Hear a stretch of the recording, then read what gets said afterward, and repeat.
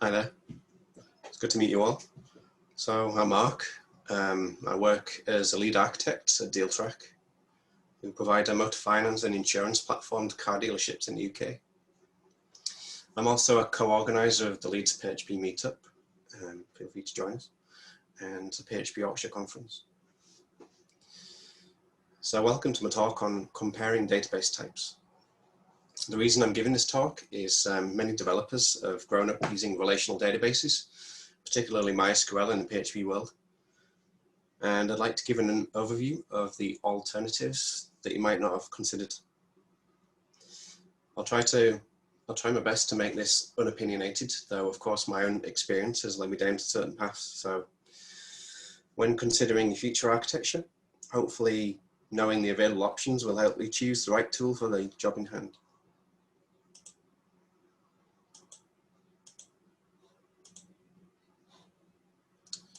And quite awkwardly, my next slide button isn't working.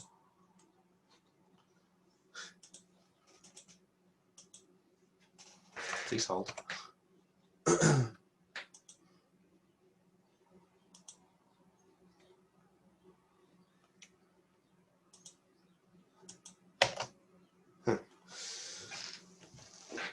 Sorry about that. So a brief history of databases. Around 50 years ago, basically the cool kid on the block was relational database model.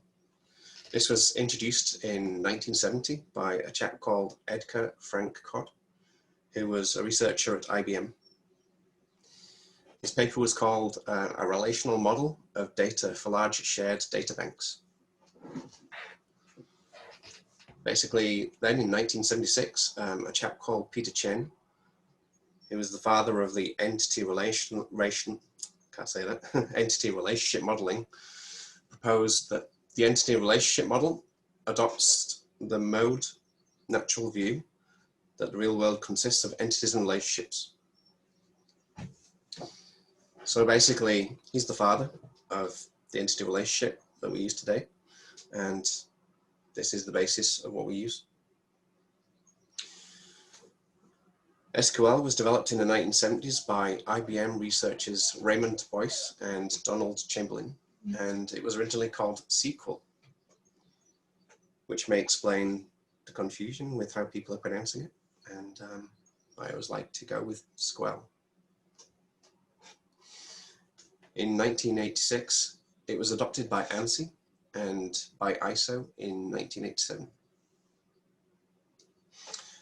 So relational databases ruled the roost basically uncontested for a good 30 years, till NoSQL came on the scene around 2000 as a result of the growth of the internet. Since then, NoSQL databases have slowly taken more and more market share from the relational databases. Personally, I happen to think that NoSQL is a bit of a crappy name, as it merely says that the database does not use SQL. Fortunately, it's split into different categories, which are better named.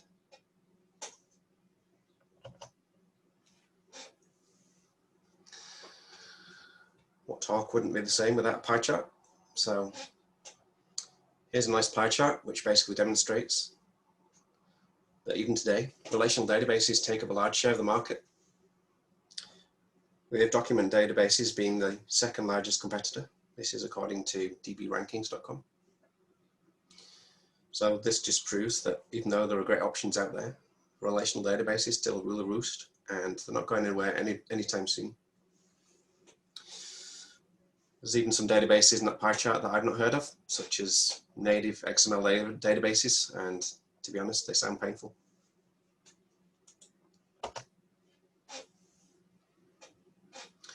Looking back over the last 7 years, it's clear to see that graph databases have sharply risen in popularity. And personally, I'm a massive fan of graph databases, so I can appreciate why. They're natural to work with, and more on them later.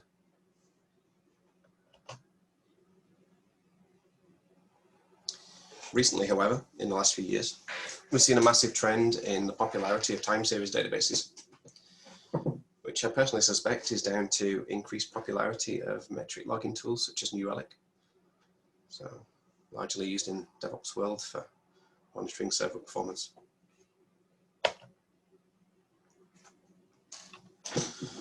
On to a bit more detail.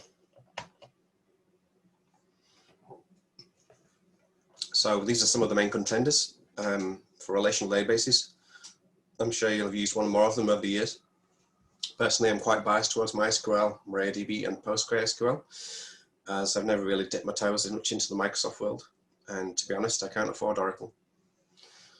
A good alternative to Oracle for MySQL orientated is AWS Aurora. Basically, it's a hyped up version of MySQL with enhanced performance. 5 times, according to the documentation. It has much better replication, much faster. It uses their S3 as a backend. It's not so cheap, but it's a nice managed service, so you don't need to worry about failovers or anything. And it's certainly much cheaper than Oracle. So this is what we use for our legacy DealTrak platform.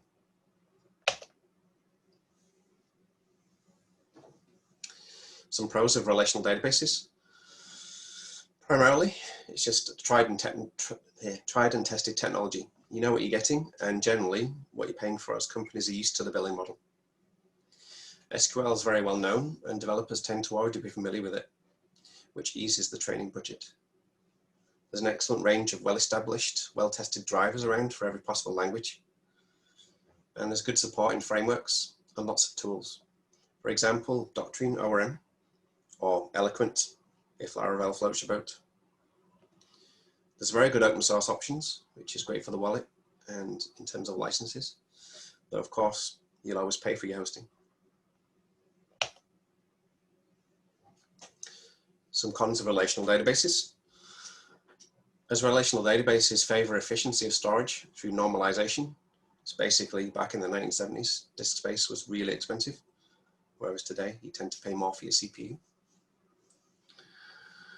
So with the typical entity relationship model, it leads to queries which tend to have many joins, which basically slows performance, especially if you get your indexes wrong. As tables grow and grow, performance tends to degrade. You eventually hit a ceiling with server resources and have to scale vertically, which is very expensive. It's very common to see large, powerful relational database servers with lots and lots of RAM and CPU to handle things. Basically, cost increases exponentially after a certain point. Regarding the schema, there's lack of flexibility, which is a blessing and a curse, depending on if you like consistency. So it takes more work and coordination with live deployments to perform schema migrations. I'm sure you've all been there. A featured relational database is MySQL. Apparently it's the second ranked, below Oracle on DB engines. Very affordable, a great community, and has excellent library and driver support. Most importantly, it's open source. So onto the world of NoSQL, the contenders to the relational king. NoSQL databases rose in popularity starting around 2000, triggered by the growth of the internet. They were designed to overcome the limitations of relational databases, particularly focusing on scalability and flexibility. It's often easier for new developers to get started with NoSQL document databases like MongoDB, as the document definition is basically defined by your application and is very flexible. You can effectively just chuck some JSON at it and it'll index it without having to predefine the schema. You don't need to spend a lot of time up front designing your entity relationship diagram. Based on the different ways of modeling data, it can be much faster to use NoSQL databases, though of course it entirely depends on your use case. It's important to consider how you're going to scale. What are your data access patterns? So high availability and resilience is a core design consideration.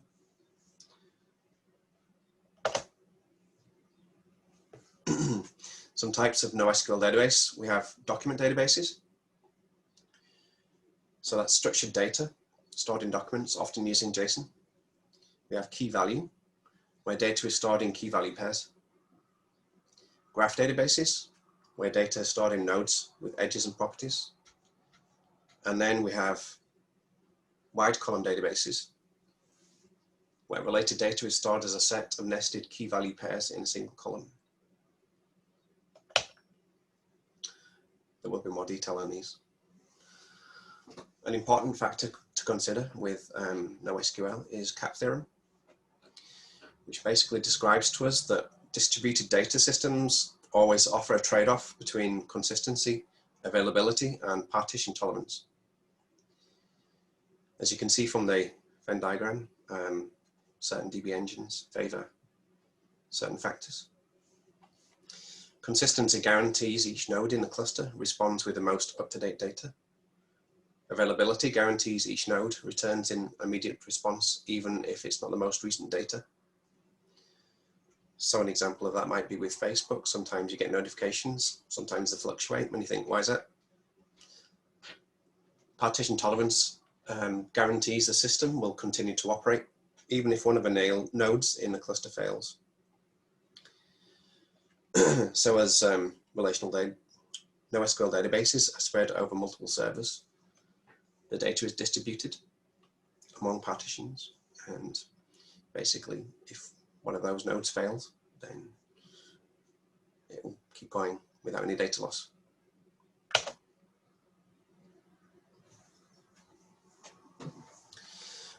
So the first example is key value stores.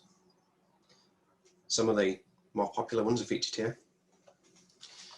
Databases such as DynamoDB and Cosmos DB are actually multi-model databases, so you'll see them on several slides. When you think of key value stores, you tend to think of caching.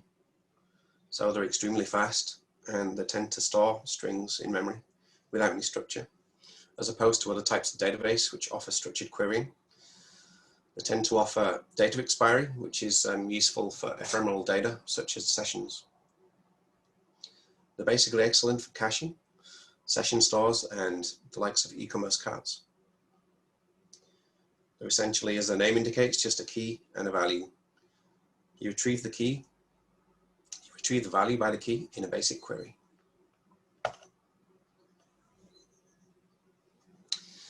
My featured key value store here is Redis. It's open source. Has very useful data structures like hashes, lists, and sets. It's got nice master-slave data replication with failovers, along with clustering support. And it supports transactions with a nice command line tool. Quite conveniently, you can also persist to disk. So rather than it just being ephemeral in memory, you can actually store the data on disk.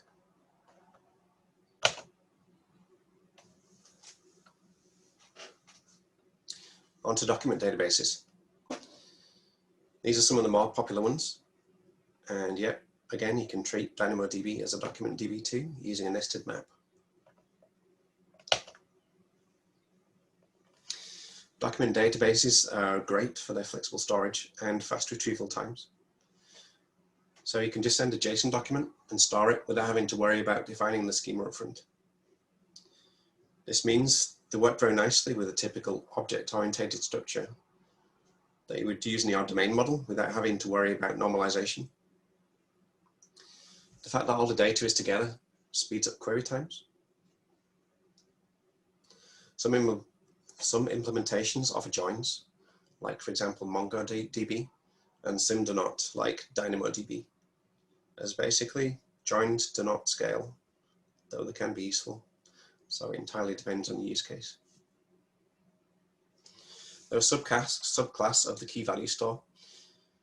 Effectively, the more flexible big brother. You can query the documents with the query syntax, kind of like SQL. Though this differs based on the implementation, there's no standard. Documents can be partially updated rather than having to place the whole document, as with key value stores.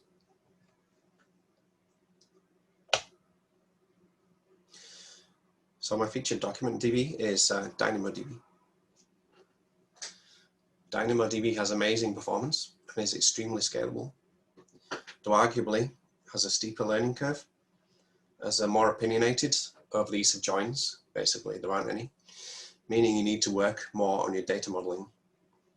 However, the payoff is performance and scalability. Basically, they say they won't let you do anything, which is bad for scaling in terms of modeling. So they claim single-digit millisecond latency and are used by large sites like Amazon, Netflix, Lyft, and Medium. DynamoDB offer a flexible pricing model, so you can either go on demand, which is typical, or you can go for provisioned capacity up front if you want to restrict cost usage. But to be honest, I've never seen a good use case for that. Why would you just want to tell people to go away after a certain number of queries? I don't know. An awesome feature for DynamoDB is DynamoDB streams, which allow you to hook into events like updates and fire a lambda. So think of like doctrine life cycle events. So if you're developing a serverless application, DynamoDB is a really nice solution. It works well with it. And you can use DynamoDB streams to trigger things like real-time updates pretty much to Elasticsearch or data warehouse.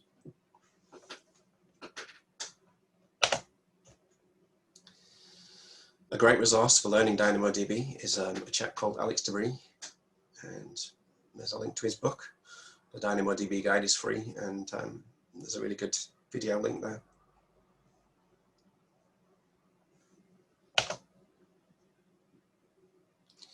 Next up is graph databases, basically one of my favorites. Here are some of the popular choices. The best way to think about graph databases is for highly connected data. For example, Facebook, where you have friends, and your friends have friends, and they have friends. They can be used to efficiently store and query any type of relational data. In a database, relationships should be considered first-class citizens, because all data tends to be connected. You have the concept of nodes, which represent your entities, and edges between them, which represent the relationships, such as one-to-many. Both nodes and relationships can contain properties. So for example, a relationship between a movie and an actor might define which year the actor acted in the movie, and that can be stored in the relationship. A good use for this, in my experience, is for defining config relationships between entities in a domain. So depending on your domain model, you tend to have lots of config options defined between various entities, and it allows you to implement like a cascading effect. Modeling in a graph database is extremely simple and very natural. So you can quite easily draw your nodes and relationships on a whiteboard, and anyone in the business can understand, not just developers or DBAs. Unfortunately, a disadvantage I found with some graph databases is poor PHP support. Even my favorite Neo4j has no official PHP driver currently. However, there's a decent community support, and they offer a mature HTTP API in addition to their binary protocol, which is called Bolt. I did test several other graph databases on my journey, and the likes of Neptune, it's difficult to implement with PHP. So like document databases, graph databases are flexible, and they have properties. You can basically store the likes of JSON in them, and they're really easy to update.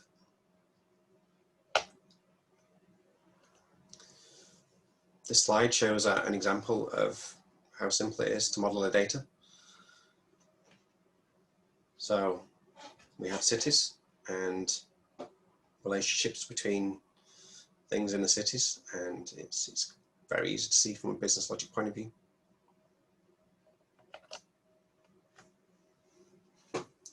As you may have guessed, my featured database is Neo4j. It's got an awesome Cypher query language, which is very easy to get started with. If you're coming from SQL, it's kind of quite simple to move to. It's a great community and learning resources. They do offer an open source community version or an enterprise version if you want to have resilience. The enterprise version has clustering and high availability. They support ACID compliance. They've got strong drivers and a very useful query browser, which I'm going to show next. So the usefulness of this query browser is it allows you to visualize the graph data. So that's really good for understanding the relationships and for demoing, for example, to other people.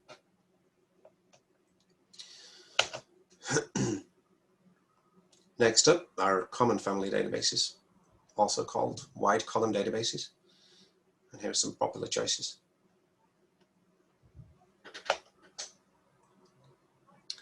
Wide column stores basically allow you to manage data that won't fit on just one machine. They organize related facts into columns. Groups of columns are called column families and function similar to tables in relational databases.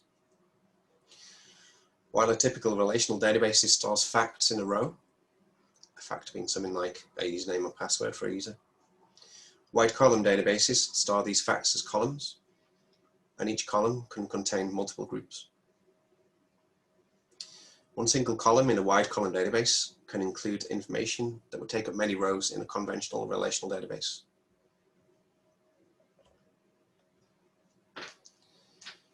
So this diagram basically shows the relationship. A column family database typically contains a row key as the first column, which uniquely identifies that row. The following columns then contain a column key, which uniquely identifies the column within the row.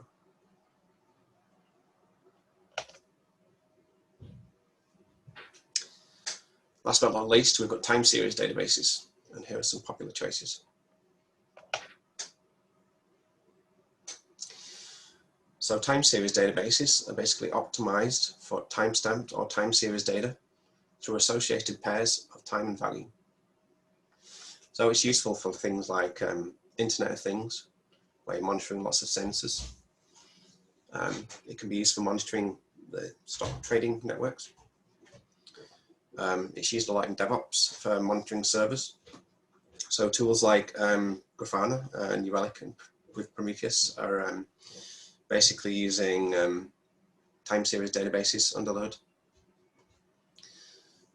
And it's useful to query because they're constantly aggregating the data. You can imagine if you've got thousands of sensors, for example, it's sending a huge volume of data to store in the database. So that's going to build up to a huge amount of data over time. And the time series database will aggregate the data in specific time periods, so it makes it much easier to query.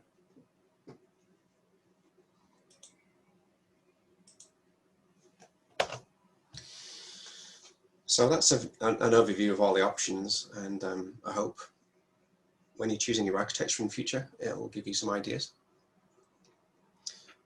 From DealTrak's point of view, we actually use multiple databases. We use a mixture of graph database, Neo4j, and we use DynamoDB. We've also got a bit of relational in there in the legacy systems. So it's just generally about finding the right tool for the job, rather than just going with what you know. Thank you.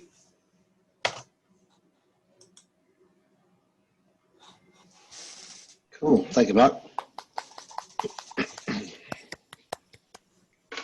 Have you got any questions for Mark? If you want to post them in the chat, or you can unmute yourself and ask a question.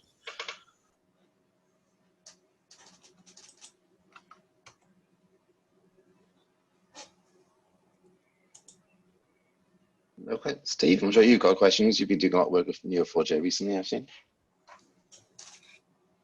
Not really, no. I mean,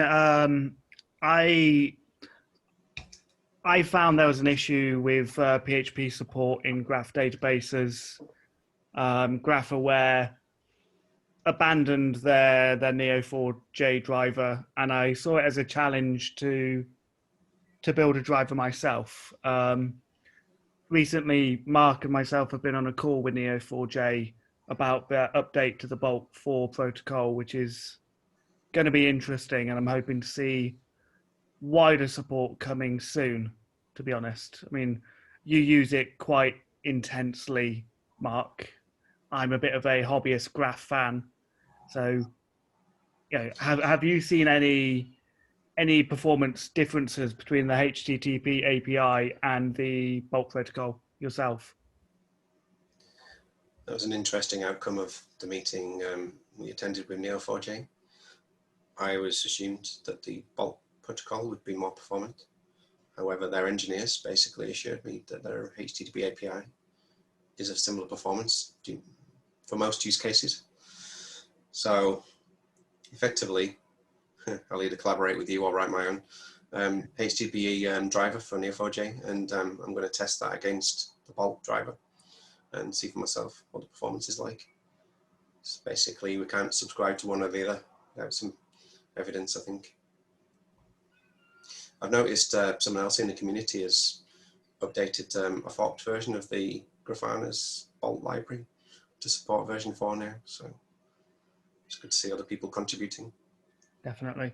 I'm hoping to see more frameworks start to support it as a option out of the box. Yeah.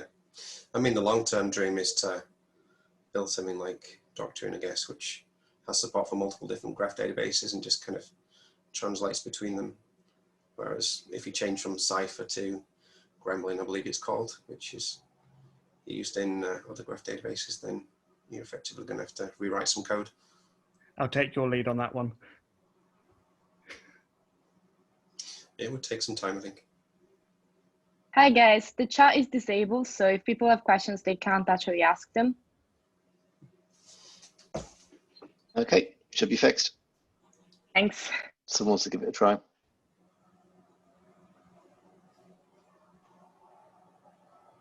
Nice, thank you. Here we go.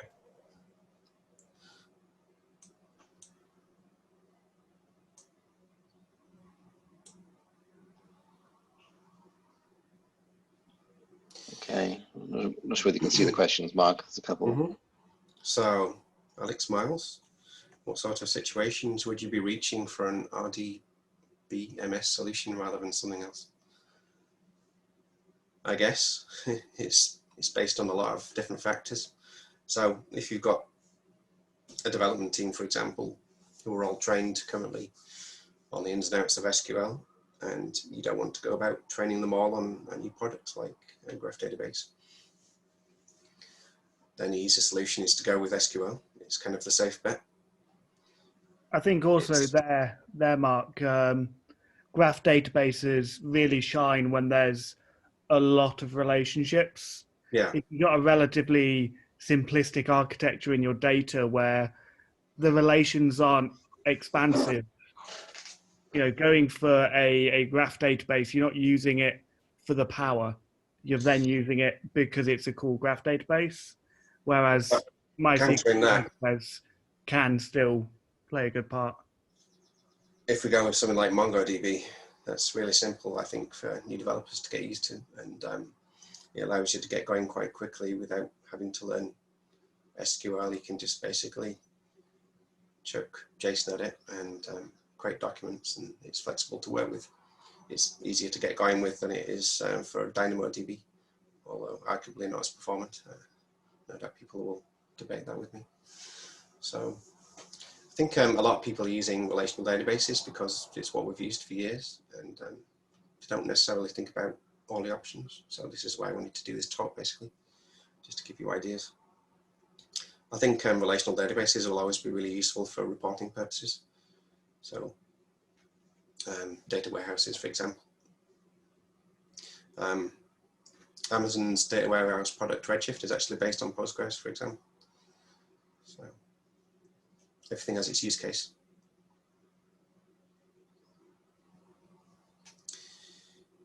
When you were looking at Neptune, were you using the Gremlin adapter or the RDF one?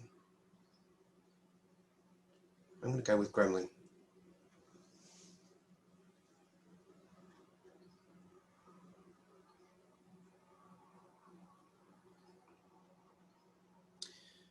Irene asks, what makes you choose a DB in a group rather than another? Is it specifically cost and performance, or are there other reasons? So are you saying, how do I choose a type of database? So I guess it's about how you want to query your data, what your access patterns are, how you want to model it, what the use cases of the company are, what your domain architecture is, how you want to work with the database as a developer, how you want to scale it, I would consider factors like that along with cost and performance. You really need to look at your whole use case and how your product's going to work. I think you can't just choose a database without knowing the ins and outs of how you're going to query the data and how you're going to model it, for example. If you go for DynamoDB specifically, you have to be quite careful with how you model your data, as these patterns basically need to be thought about up front. So if you just dive in there, then you're basically going to have to refactor your schema later down the line, which is something I may have experienced myself.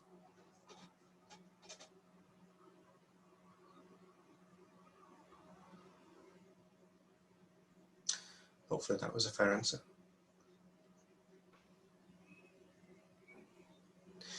What would I choose for event sourcing?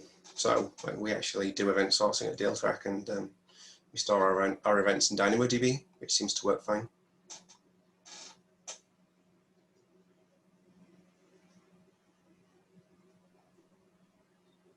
Okay, let's keep it out for any more questions. Not seeing anything in Slack or yeah, there we go. You can always feel free to ask more questions in Slack. Mark, you're in our Slack channel as well, aren't you? So I do indeed, lighter. okay. So yes, yeah. Anyone has any questions afterwards, feel free to pop them in the Slack channel after. Thanks, Mark.